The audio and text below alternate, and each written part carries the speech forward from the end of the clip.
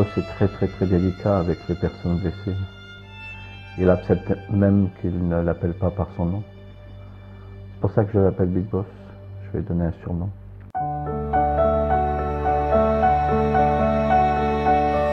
Pour certaines personnes, des conversions magiques où ils passent dans une machine à laver, ils arrivent tout propres du jour au lendemain. Mais pour moi, ce n'a pas été une conversion magique. J'ai rencontré le Big Boss à travers les êtres humains et j'ai eu le désir de changer ma vie.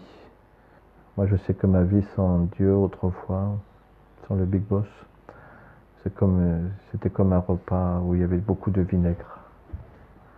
Et aujourd'hui, ma vie, c'est comme une pâtisserie.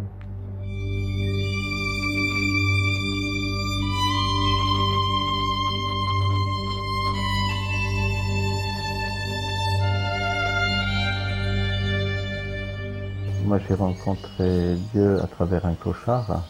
Et je ne sais pas quel jour de la semaine c'était, mais ce n'était pas un dimanche. Et il faut arrêter de voir le Dieu du dimanche. C'est le Dieu de tous les jours. Et le Dieu de tous les jours, il aime ta compétence. Vous êtes compétent dans les caméras et faire les reportages et tout. Ben Dieu, il aime cette compétence. Et il a besoin de cette compétence. Parce qu'à travers ça, il se passe des choses que vous n'imaginerez jamais.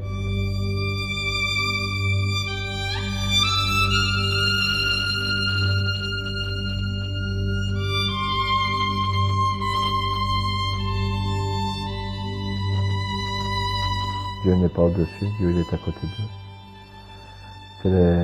Et c'est pour ça que les gens intellectualisent Dieu. Ils le cherchent très loin. Et en fin de compte, Dieu, il est dans ta vie. Si toi tu es heureux, Dieu est heureux. Si tu es malheureux, Dieu est malheureux. Puisque c'est un père. Tu ne vois jamais un père heureux si son fils est malheureux.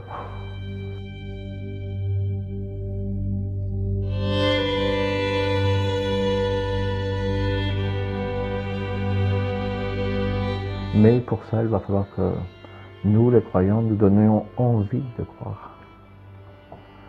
Et pas une foi qui fait peur, mais une foi qui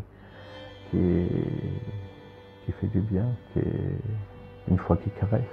Dieu, il ressemble au père de l'enfant prodigue de Rembrandt. Rembrandt, il ne fait pas ça. Le peintre, il n'a pas fait un père qui met une main sur la tête de son fils.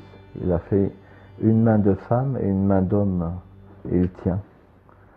Et j'ai dit, être croyant du 3e millénaire, ça va être, si on veut que la foi, elle existe, ça va être ça. Je pense que si tu te nourris vraiment de Dieu,